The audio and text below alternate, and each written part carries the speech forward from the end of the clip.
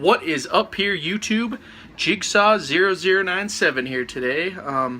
It's been a while again since I made my last video, but this is going to be yet another movie review, guys. And this one I had to mull over for a while. I had to think about it. I went and saw Spider-Man Homecoming a couple days ago, and I really didn't know what to think at first because I was one of the few people, and I say few like literally because no one agrees with me, but I was one of the few people that actually really liked the Amazing Spider-Man movies, like a lot. Like, I thought Andrew Garfield was amazing in the role. I really liked where they had ended it with Amazing Spider-Man 2, and I'm just really sad that that never continued. They never continued that story arc that they had set up from Amazing Spider-Man. And so when they announced a couple years ago that they were going to reboot Spider-Man yet again with this new actor Tom Holland, and they were going to set it in high school and make it all kiddie and all this stuff, I was a little disappointed. I'm not gonna lie. I did not really want another reboot of Spider-Man. This is like the one character, and he's my favorite superhero too, so it makes it even more annoying, but he's like the one superhero in movies right now that just can't get anything going. Like, he can't get any momentum going in movies, and it's really just unfortunate, especially since Spider-Man is like Marvel's flagship character, as they call it. I mean, Stan Lee referred to Spider-Man in one of his interviews as the Mickey Mouse of Marvel, so he's like that big of a deal to them. Yet they can't get it right. And yeah, sure, you can blame Sony for some of it. Spider-Man 3 was definitely Sony's fault. And Amazing Spider-Man 2 was not a perfect movie in a lot of ways. I think Amazing Spider-Man 1 was very good, honestly, for me. I thought it was pretty much better than the Tobey Maguire origin story. But I'll admit, Amazing Spider-Man 2 had some faults, but still, I liked where it was going. And due to Sony's mismanagement, they were not able to capitalize on that movie, and so they wanted to reboot yet again. And now we come to Spider-Man Homecoming, and what do I think about it? I think it is a very good movie, guys. I'm not making this video review to like hate on the movie. I just don't think it's like the best Spider-Man movie that people are saying that it is, and it's certainly not that comic book accurate. I mean, if you guys really think that it's comic book accurate, I mean, there are things in it that are, but I'll just start with one of my biggest grievances with the movie. I don't like the suit. I think the suit looks amazing. It looks exactly like it should, but I don't like the functions of the suit. Now, keep in mind, guys, I'm going to get into some spoiler territory here, so if you haven't seen the movie, this is your warning now. Go see it first. Come back and watch this review. But we'll just go right into it. I don't like that the suit was built by Tony Stark, and I don't like that the suit acts like Iron Man. It basically has a voiceover in his head. He turns off like the training mode on it. He finds a way to hack it, and basically, sorry about that, guys. Basically, it like tells him like the quickest path between buildings and all this stuff. And I just didn't like that because, honestly, a big part of Spider-Man to me is he's kind of a lone wolf, and he doesn't really need help. And they just didn't do a very good job of making me care about this Spider-Man, because one of the biggest things about Spider-Man is, like I said, he's a lone wolf. He kind of is on his own. Uncle Ben has died, which is the reason why he's Spider-Man, which they didn't even mention in this movie. Another thing that bugged me is they didn't even mention the fact that Uncle Ben is dead. And this ties directly into the Aunt May casting, which I don't really like either. I didn't like that they made her hot, and she's kind of stupid, honestly. Like, all the scenes that she's in, she kind of just seems like a moron. I mean, there's a scene where they're at dinner and she's like talking about how much she LARPs him, and it's like, I know it's trying to be funny, but it makes her look really stupid. And then the fact that they're always talking about how hot she is, it just like takes it out of it. And especially since Uncle Ben is dead, it's like, where is the tragedy here? Spider-Man is a very tragic hero. You can't just treat him like a joke. He is, in my opinion, one of the more serious superheroes that we have. He has a very tragic backstory, and this movie was just not conveyed. And that's really the Marvel problem in general, guys. I've said this many times, not on this channel, but I've said this like when I talk to people. That is Marvel's biggest fault. As amazing as they are with their movies and how awesome they're doing, their biggest fault with their movies is they don't know how to take certain aspects of heroes' stories seriously. They almost turn everything into a joke. And I don't like that, and that's what I was afraid of with Spider-Man, honestly. I was like, are they going to actually do this story justice? I knew they weren't going to do another reboot right from the beginning, because that's kind of what they said. But I was like, they got to at least, like, mention it. They got to kind of do something to make me... I mean, because I'm a Spider-Man fan, I know all this, but it's like, this movie was made for another generation, I think. It's kind of made for the kids, and so, without the origin story, it's like... if these people don't know who Spider-Man is, like, this is not a very good movie to start with, honestly. I would not recommend a new Spider-Man person to go watch this movie first. I would tell them to go watch Sam Raimi's Spider-Man or Amazing Spider-Man 1 before I would tell them to watch this, because you don't really know what Spider-Man's all about. This whole movie is about him in high school, and just... if you've seen Civil War, it's after the events of Civil War where he helped Iron Man in the Civil War, and so now he kind of just wants to be a hero. The whole movie is just him walking around New York wearing Iron Man's suit that he gave him and just kind of fighting crime because he wants to be a hero. But again, it doesn't have that motivation, because Spider-Man is more than just wanting... he's more than just trying to make a difference. He wants to... he's a hero more out of guilt. That's what I've always liked out of Spider-Man. Similar to, like, Batman with Batman's parents dying. Uncle Ben's death to Peter Parker, if you've seen the other movies, you know what I'm talking about. But Uncle Ben's death is one of those things where he feels guilty for it because he could have stopped it in his own mind. And he didn't, and so he fights crime almost out of necessity because he doesn't want anyone else to experience the loss that he's felt. And that's one of the things I love about him. I mean, and it's another thing why, like, in the comic books, like, loved ones around him seem to get hurt all the time. His identity is always, like, in question. He tries to keep it a secret from as many people as he can.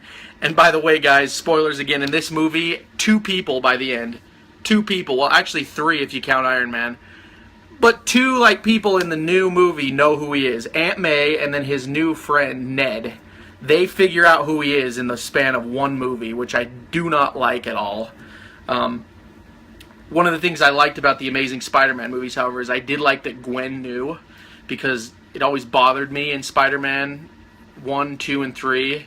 Well, I guess she knew by then, but in the first Spider-Man, the second Spider-Man, I didn't like how Peter Parker beat around the bush so much with Mary Jane, and I did like the way that the arc went with Gwen, and also that kind of led to her death. That's another reason why I like the Amazing Spider-Mans, is it showed that even though people did want to be closer to Peter and know who he is, it ultimately led to some consequences, and that's the core of Spidey, guys, is that he's a very flawed hero. And this movie, it did show him being, like, really young. And I almost want to call this movie Spider-Boy Homecoming, because he was very bad at being a hero. But I just didn't feel any of that tragedy. And also, he was really bad, but it didn't make sense, because if you know anything about Spider-Man, he has certain powers that even though he would be bad at fighting crime, these powers would still make him seem... more badass than he is. And one of the biggest ones that I just didn't see anything of, and it really bothered me in this movie, was having no SpiderSense, guys. It seems like he has no SpiderSense. There's a scene where he's chasing, I think it's the Shocker, I can't remember. He's chasing someone in a van, and then all of a sudden, the Vulture, who's played by Michael Keaton, by the way, did an amazing job. But the Vulture just comes down out of nowhere and grabs him, and I'm thinking, you know, if this was really Spider-Man, he would have known that was coming, and he would have dodged it, I mean, or at least known what was happening. He just gets grabbed, and it's like he didn't even see it coming. And there's a lot of instances in this movie, guys, where, another one, Ned, when he finds out who Spider-Man is, he's coming into his room, and he doesn't even notice that Ned's in his room, on his bed, which is, he would know, I'm sorry, he would know. Because there's that whole scene in the Sam Raimi movies where he was coming back from dinner with Norman Osborn, and he just, like, knew where they were at because he's Spider-Man, you know. He's got Spider-Sense. They just did not nail that. And so that really bothered me. But yeah, I'm kind of rambling here, guys. Basically, there's I'll just go over the negatives real quick, and then I'll tell you what I did like, because there is a lot of things to like in this. I didn't like that the suit told him what to do. I didn't like that it was basically an Iron Man suit. I didn't like the way that they represented his powers. Also, they didn't have any like swinging scenes really, other than the boat and the plane. But they didn't have any like where he goes between skyscrapers. There's like nerd moments in other Spider-Man movies where I'm just like, yes, this is what I wanted to see, and there was just none of that. I didn't feel any of the weight or the gravity of like what it is to be Spider-Man. So I didn't like the powers represented. I didn't like how everyone knows who he is. Not everyone, but I didn't like how many people knew who he was, especially the friend. I'm not a big fan of this Ned guy, the friend. I just wasn't feeling him. I mean, I just don't think Spider-Man needs someone like that to know who he is. And so there's basically that. But other than that, I mean, that's really the only like super negatives I have of the movie. But they are kind of big because it kind of like ruins the Spider-Man character in ways. And I hope they do more with it in the future. So we'll just have to see. This was a good setup movie, I will give it that. If they're going to do more, maybe they're going to do like an actual origin story, and they just wanted to have fun with this one. I'm not sure, but I feel like they need to do something with this Spider-Man, because at this point I just don't care about him like I did with Andrew Garfield or Tobey Maguire. There's nothing in this movie that made me care about Peter Parker's problems, because a lot of his problems are just like kid problems, like he wants to be an Avenger.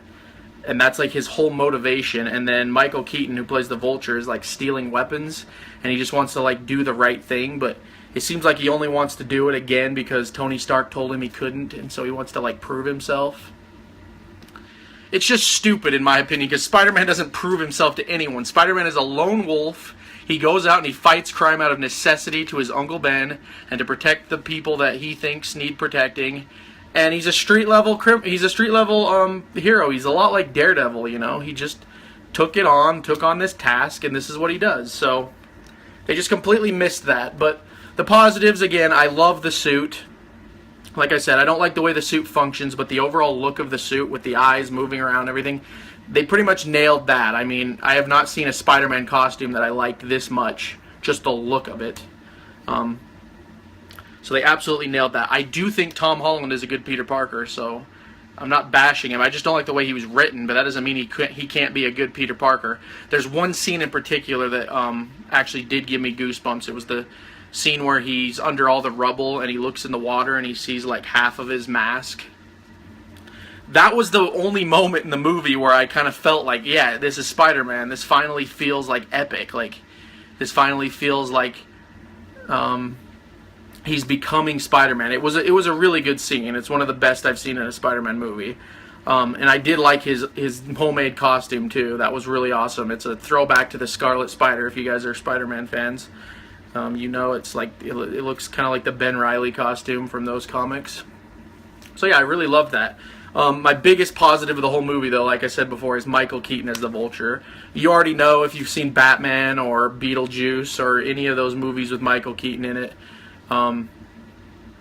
He's an amazing actor, and he just nailed. This is like one of the best villains I've honestly seen in a Spider-Man movie, because that's always been kind of the problem with Spider-Man, is other than Dr. Octopus, the villains have been very lacking in the movies. Even in the Amazing Spider-Man ones, they weren't that good. But I would say that this is probably like right next to Doc Ock and how much I loved seeing him on screen.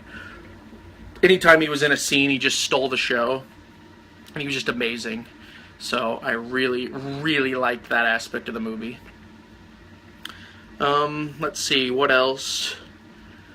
So yeah, that's kind of, I mean, those are really my positives. Like, it's not a bad movie, guys. It was very well made.